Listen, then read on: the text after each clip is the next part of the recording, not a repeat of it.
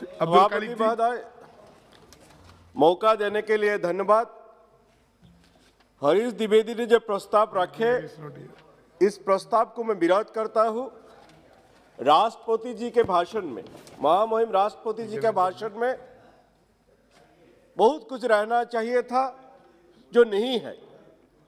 जैसे यही साल में आसाम मिजोरम बॉर्डर में तनाव हुए, क्लेश हुआ कि केंद्र में भाजपा की सरकार, एनडीए की सरकार, आसाम में भाजपा की सरकार, मिजोरम में एनडीए की सरकार, उसके बावजूद आसाम मिजोरम बॉर्डर में कॉन्फ्लिक्ट हुआ और वो कॉन्फ्लिक्ट में आसाम पुलिस का 7 जवान शहीद हुआ।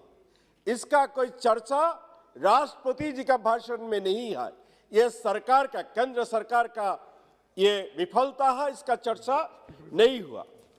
राष्ट्रपति जी का भाषण में सबका साथ, सबका विकास, सबका विश्वास, सबका प्रयास का चर्चा हुआ, लेकिन यह सरकार में कहाँ सबका विश्वास रहेगा जब हरिद्वार में धर्म संसद बैठेगा और वो धर्म संसद में फैसला ले जाएगा किसी भी समुदाय के लोगों को हत्या करना चाहिए और सरकार उसका खिलाफ कोई एक्शन नहीं लेगा। कहाँ लोगों का विश्वास ये सरकार के ऊपर रहेगा। सिर्फ हरिद्वार का धर्म संसद ही नहीं, कभी उत्तर प्रदेश का मुख्यमंत्री योगी आदित्यनाथ, कभी आसाम का मुख्यमंत्री हिमंत बिस्वा शर्मा ये भड़काऊ भाषण देते हैं, जिस भाषण से नफरत पैदा होते हैं। आसाम में दरंग डिस्ट्रिक्ट के गोरुखुटी में 27 सिक्योरिटी फोर्स ने दो इनोसेंट लोगों को कातिल किया। उसका जुडिशियल इंक्वायरी अभी तक नहीं हुआ और वो जो डेड बॉडी के ऊपर डांस करना, नृत्य करना, कोई किसी भी धर्म का, किसी भी मजहब का कल्चर में नहीं आ जो वहां हुआ था। अभी उस जो विजय शंकर बनिया उसका क्या सजा हुआ, इसका उल्लेख, इसका मेंशन राष्ट्रपति जी का भाषण में नहीं है। बात यही तक नहीं है। आसाम के मुख्यमंत्री ने क्या बोला? आसाम के मुख्यमंत्री हिमंत बिस्वा शर्मा जी ने बोला गोरुखुटी में लोगों, सरकार ने रिवेंज लिया, प्रतिशोध लिया। मैंने इसका खिलाफ दिसपुर पुलिस स्टेशन में एक एफआईआर भी सबमिट किया। अभी तो कोई इजहार और रजिस्ट्रेशन नहीं हुआ जो होना चाहिए था। आईपीसी 153 सेक्शन 153 और सेक्शन 153A के मुताबिक जिसका रजिस्ट्रेशन होना चाहिए था अभी तक नहीं हुआ। मैं चाहता हूं एफआईआर रजिस्टर हो। तो ये जो नफरत फैलाते हैं, जहर फैलाते हैं, जब चुने हुए मुख्यमंत्री जब चुने हुए जो केंद्र सरकार का मंत्री अगर बोलेगा गोली मार दो, तब कैसे सबका विश्वास होगा, कैसे सबका प्रयास होगा? ये मैं सवाल पूछना चाहता हूं। सरकार ने बहुत कुछ बात चर्चा किया। इस सदन में सिटीजनशिप अमेंडमेंट एक्ट, जो citizenship amendment bill, citizenship amendment act ये पास किया। काफी लोगों ने इसका विरोध किया। आसाम में भी इसका विरोध हुआ। 5 नौजवान शहीद हुआ। ये शहीद को अभी तक, ये शहीद का फैमिली को अभी तक कुछ कंपेंसेशन नहीं दिया, उसका भी कोई उल्लेख नहीं है। आसाम का एक हिस्सा में जैसे बीटीआर, बोडोलैंड टेरिटोरियल रीजन, और कार्बी आंगलोंग, डिमा हसाओ जो हिली एरिया है हमारा, उसमें ये कानून लागू नहीं है। अगर ये कानून अच्छे है तो ये जो बीटीआर और कार्बी आंगलोंग, डिमा हसाओ में क्यों ये कानून लागू नहीं है, बाकी हिस्सा में क्यों लागू है?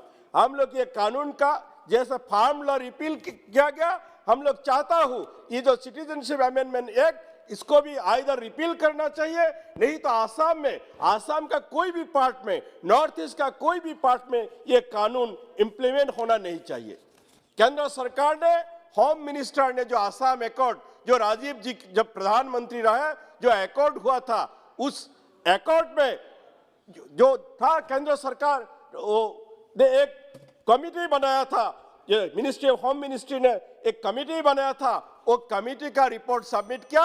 अभी तक वो कमिटी का रिपोर्ट केंद्र सरकार ने एक्सेप्ट नहीं किया, राज्य सरकार ने लिया, लेकिन अभी तक वो रिपोर्ट का क्या हुआ किसी को नहीं पता। सिर्फ यही नहीं, ये एस्पायरेशनल डिस्ट्रिक्ट बारपेटा, मेरा क्षेत्र, मेरा डिस्ट्रिक्ट बारपेटा, वो भी एस्पायरेशनल डिस्ट्रिक्ट है, लेकिन क्या काम हुआ कुछ नहीं पता। एमपीज को साथ भी कुछ बात नहीं करता। ये करना चाहिए।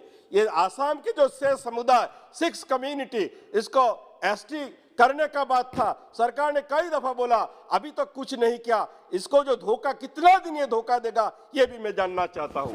उसके बावजूद जो आसाम के और 2 समुदाय, गौरिया और कलिता, ये लोग भी जो जनजातिकरण मांग कर रहा है, एसटी डिमांड कर रहा है, ये भी सरकार कंसीडर करना चाहिए।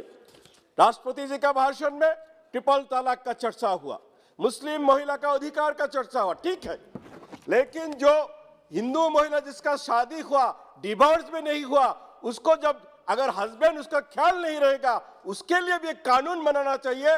जो हस्बैंड किसी को नहीं छोड़िए, उसका भी ख्याल रखे, उसका क्या होगा, वो कानून बनना चाहिए। अध्यक्ष महोदय, जम्मू कश्मीर से आर्टिकल 370 एब्रोगेट हुआ, लेकिन ये एक स्टेट था, उसको यूनियन टेरिटरी बना दिया गया।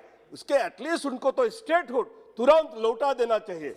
वहां पे जो डिलिमिटेशन हो रहा है, पार्लियामेंट का रिप्रेजेंटेशन, एमपीस का रिप्रेजेंटेशन जरूर है, लेकिन जो वो विधानसभा का जो रिप्रेजेंटेशन होना चाहिए, वो डिलिमिटेशन में वो रिप्रेजेंटेशन नहीं है, ये ठीक नहीं हुआ। अध्यक्ष महोदय, जो आसाम में एनआरसी हुआ, वो एनआरसी 31 अगस्त 2019 में फाइनल लिस्ट निकले, लेकिन अभी तक वो गैजेट नोटिफिकेशन नहीं हुआ।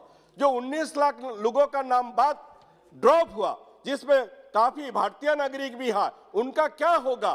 कभी मुख्यमंत्री, आसाम के मुख्यमंत्री बोलेगा ये एनआरसी नहीं मानेंगे, यहाँ केंद्र के गृह मंत्री बोलेगा एनआरसी हिस्टोरिक है, केंद्र सरकार बोलेगा ये लीगल है, और राज्य सरकार दूसरे कुछ बात बोलेगा। ये एनआरसी को लेकर सरकार का क्लियर पॉलिसी होना चाहिए। अध्यक्ष महोदय, कोविड का चर्चा हुआ, सरकारी पक्ष, सत्ता पक्ष काफी दावा किया, लेकिन वो गंगा में बहती हुई लाश, उसका चर्चा नहीं हुआ, वो चर्चा भी होना चाहिए। अध्यक्ष महोदय, थैंक यू अध्यक्ष महोदय, मौका देने के लिए। सभा की कार्रवाई कल गुरुवार दिनांक 3 फरवरी 2022 को 4:30 बजे तक के लिए स्थगित की जाती है।